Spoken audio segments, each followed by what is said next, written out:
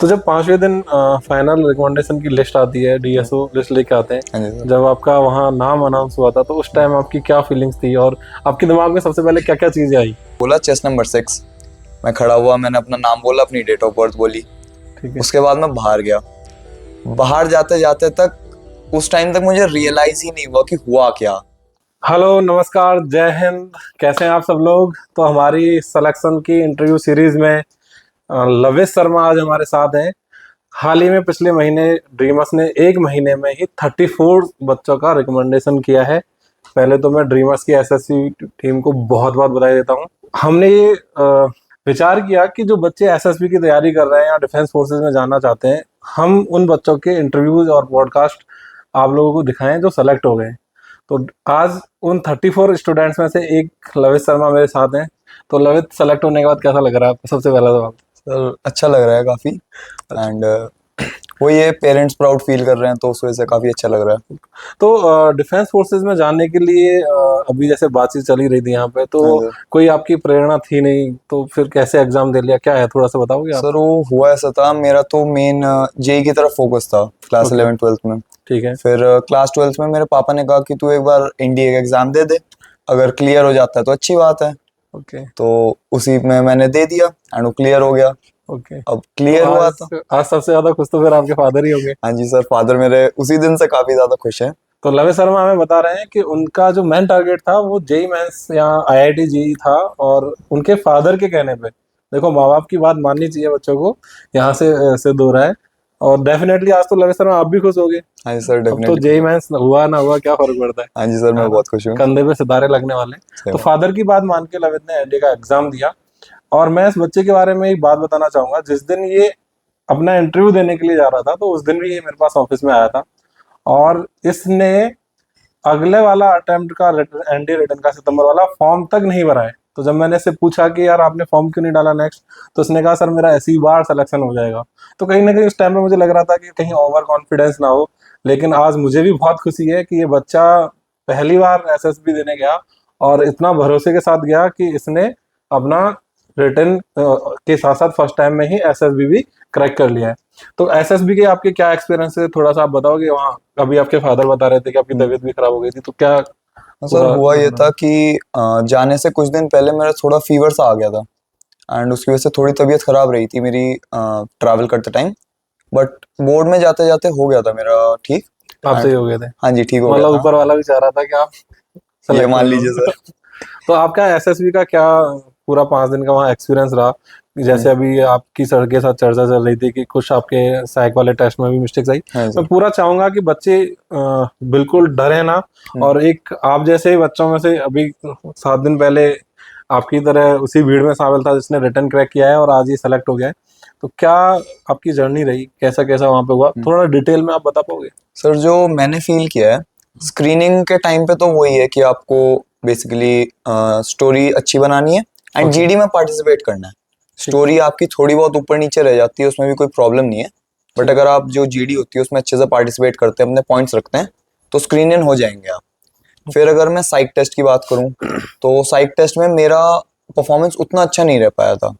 TAT and SDT तो मैं complete कर दिया था, ओके। लेकिन जो डब्ल्यूएटी थी उसमें मैं ओनली 44 डब्ल्यूएटीज कर पाया था। तो इवन दो सब कहते हैं कि 60 जो करनी चाहिए। W80 वाला टेस्ट है, जिसमें ये खुद भी बता रहा है, शर्मा जी हमारे खुद भी बोल रहे हैं कि 60 तक करना चाहिए, इसके 40 ही हुए। और जब इसकी हमारे से भी बातचीत चल रही तो हम भी थोड़ा टेंस दे, सर भी टेंस दे, अभिनव सर भी। तो फिर भी इसने अच्छा परफॉर्म करा और इसका आज फाइनल रिजल्ट आप सब लोगों के सामने है। और आगे क्या रहा?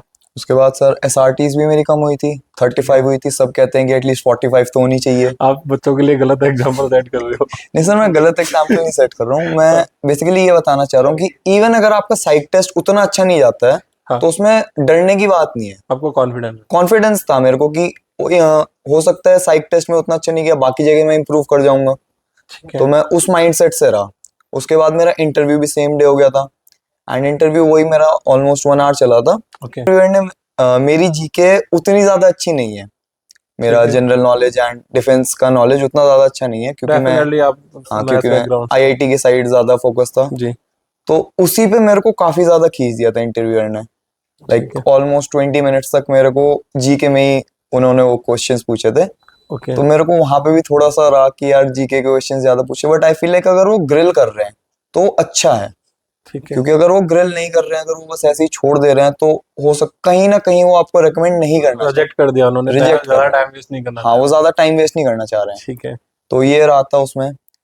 फिर जीटीओ में भी मेरा सही रहा था परफॉर्मेंस। जीटीओ में मैं अपने जीटीओ से मेरे परफॉर्मेंस, को याद आया, यहाँ जब आप जीटीओ करके गए और वहां आपने जीटीओ करा तो कुछ मदद मिली? हाँ सर, डेफिनेटली काफी हेल्प मिली, क्योंकि अ, अगर मैं फ्रेश माइंड से जाता तो हो सकता है मैं वो चीजें सोच ना पाता, क्योंकि यहाँ पे मैं कहीं ना कहीं कुछ ना कुछ चीजें कर रखी थी, तो वो चीज रिलेट कर पाया मैं। तो जीटीओ ग्राउंड में प्रैक्टिस करने का अपना बेनिफिट होता है। तो जिन बच्चों को भी आगे एसएससी आने वाली है, मैं उनको डेफिनेटली बुलाऊंगा और बोलूंगा कि आइए आप ड्रीमर्स का एसएससी का कोर्स बिल्कुल ज्वाइन कीजिए, और हमारे पास में ये बताएंगे कि कौन कौन से टीचर्स ने, देखो मुद्दे की बात तो यही है कि हम अपने बारे में तो बताएंगे ही, तो किस किस टीचर्स ने, आईओ ने क्या इनकी हेल्प करी, जीटीओ ने यहाँ कैसे हेल्प करी, और सहायक में इनकी क्या मदद हुई। तो ड्रीमर्स के बारे में आपका एक्सपीरियंस क्या है, किस किस टीचर्स के साथ आपको अच्छा लगा, और जब आप क्लासेस के बाहर थे तो एक हमारे पास हिडन चैम्प है, तो उन्होंने आपकी क्या मदद करी, वो पूरा हाँ एक जी। बार आप बताइए। तो सर मैं तो 2 बार आया था बेसिकली।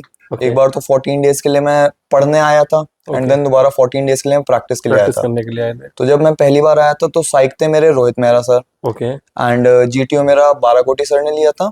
ठीक है। एंड उस टाइम मेरा इंटरव्यू हो नहीं पाया था। अच्छा, आपका इंटरव्यू नहीं हुआ था? हाँ, ठीक नहीं है। सॉरी, इंटरव्यू मेरा पांडे सर ने लिया था। ओके। मेरा साइक टेस्ट नहीं हो पाया था। अच्छा। फॉर मेरा एक दूसरा कॉलेज का इंटरव्यू था, तो मेरा साइक टेस्ट नहीं हो पाया था तब, तो ठीक है। साइक टेस्ट मैंने बाद में दिया था। ओके। तो रोहित मेहरा सर ने भी साइक जो पढ़ाया, तो लाइक स्टोरीज बताया उन्होंने कि स्टोरीज किस तरीके से लिखनी है, क्या उनमें इंक्लूड करना चाहिए, क्या इंक्लूड नहीं करना चाहिए, ठीक है। कहाँ पे कौन सी क्वालिटी बाहर आती है क्या चीज़ इंक्लूड करके। तो वो चीज़ काफ़ी अच्छी रही।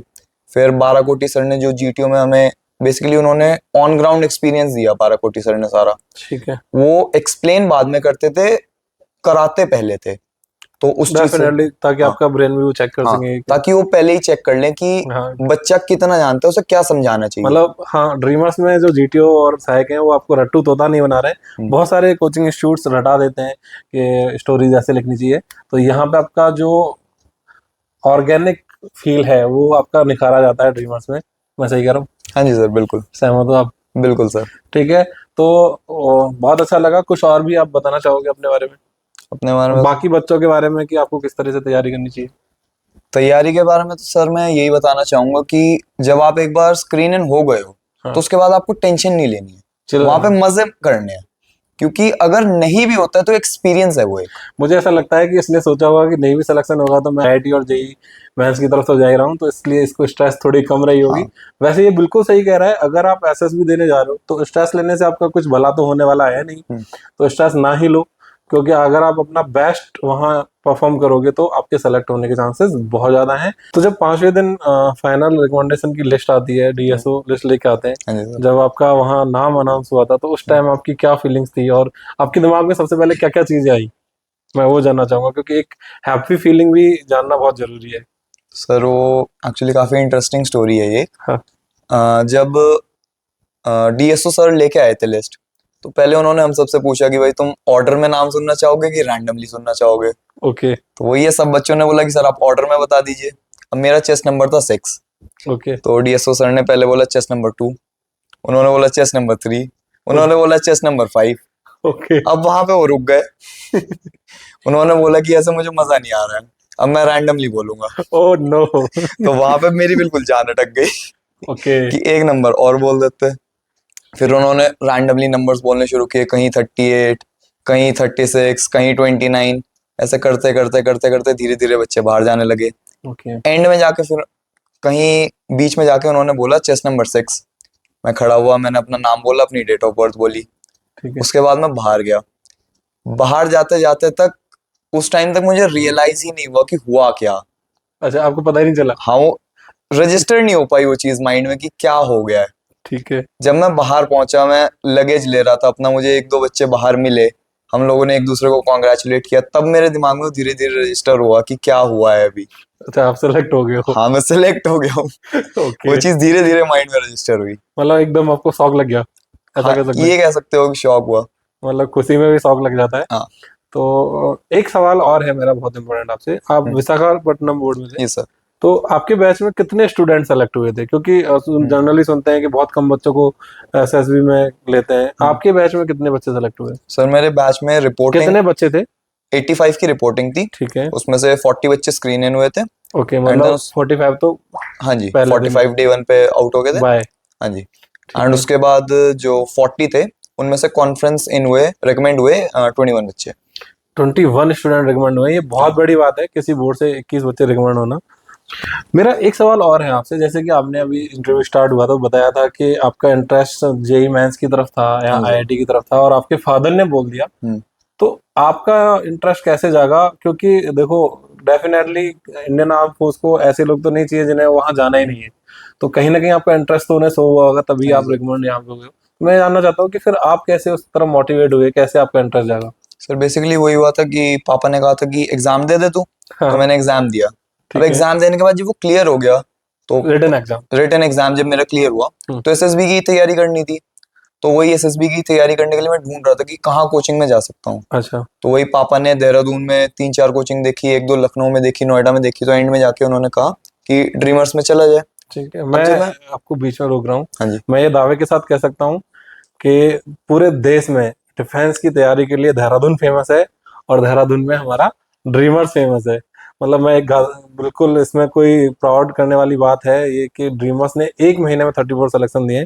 तो आप ये कहना चाह रहे हो कि ड्रीमर्स से भी आपको मोटिवेशन मिला जब यहाँ का आपने एनवायरनमेंट देखा? हाँ जी सर, मैं वही कह रहा था कि जी, जैसे मैं एसएसबी की कोचिंग करने आया, हाँ, तो अब मेरे को 14 दिन पहले 7 दिन में मेरे को पता चल गया कि बेसिकली एसएसबी क्या है, क्या होता है, कैसे होता है।